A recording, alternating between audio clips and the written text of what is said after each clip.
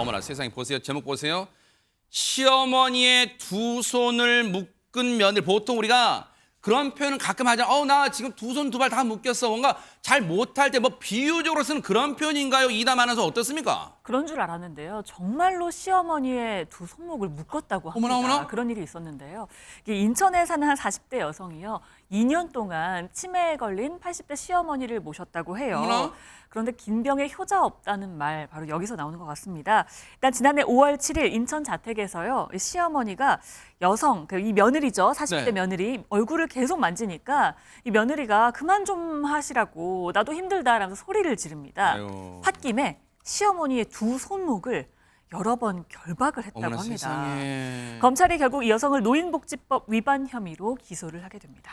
물론 당시 상황이 찍힌 뭐 CCTV 등 영상이 없어서 저희가 어떤 상황이었다고 단정할 수는 없지만 여기에 일단은 나와 있는 내용으로는 박주희 변호사님 그 시어머니가 치매에 걸리신 시어머니가 며느리 얼굴을 때린 게 아니라 계속 만졌다는 거 아니에요? 근데 그게 그렇게 싫었어요, 진짜 세상에? 아마 2년 동안 이제 치매 감노를 하면서 아마 이 며느리도 많이 지쳤던 것 같습니다. 그런데 그렇다고 해서 이 손을 결박한 거는 사실은 죄에 대해서는 누구도 이거에 대해서는 사실은 편을 들 수가 없겠죠. 용납될 수 없겠죠. 그래서 이제 노인복지법 위반으로 결국에는 이제 처벌을 받은 건데요. 사실 우리나라에는요, 특별히 보호해야 되는 이 특별한 사회적 약자를 위한 법이 따로 있습니다. 그래서 뭐 아동을 위한 아동복지법이 있고 장애인을 위한 장애인복지법이 있고요. 노인들을 위한 노인복지법이 있는 건데요. 그래요? 그래서 이 노인복지법에 따르면 노인에게 욕설을 하든지 해서 정서적 학대를 하거나 아니면 신체적인 폭력을 하거나 아니면 노인에게 성희롱이나 성폭력을 했을 때는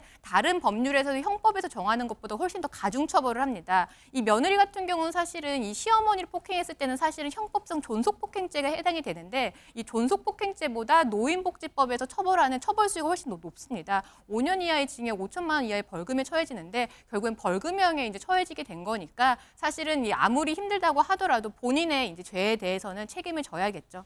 결국은 노인복지법 위반 혐의로 기소 재판에 넘겨진 거예요. 법원의 판단이 궁금해집니다. 박성배 변호사님. 예, 법원은 피고인은 나이가 많은 피해자를 결박하는 방식으로 폭행했다. 죄질이 좋지 않다고 판시합니다. 그러면서도 피고인이 범행을 인정하면서 반성하고 있고 피해자의 병간호를 도맡아 하다가 우발적으로 범행한 점 등을 고려했다면서 벌금 600만 원을 선고했습니다. 아하.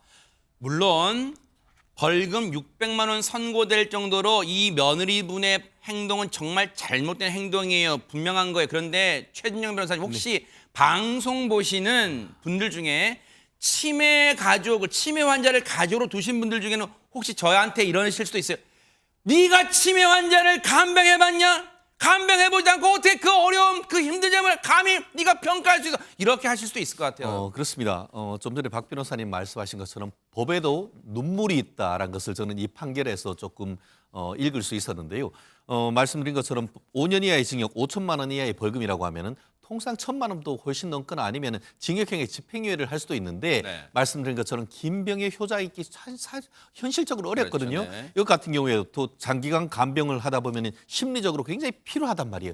아마 그 수사 기록과 또 재판에서의 어떤 그런 호소 이런 부분을 해서 한 600만 원을 했는데 네. 그럼에도 불구하고 어쨌든 손을 결박하고 한 것은 어떤 행동의 자유를 심각하게 그렇죠. 침해하는 거기 때문에 아마 600만 원 정도를 했는데 결국 사회적으로 치매 가족들을 어떻게 보면 보듬을 수 있는 제도적 장치 맞아요. 또 심리적인 어떤 부분을 서포팅할 수 있는 장치를 빨리 마련해서 우리나라의 어떤 그런 제도를 좀 더 보완해야 될 필요성을 주는 것이 바로 이 판결이 아닌가 봅니다.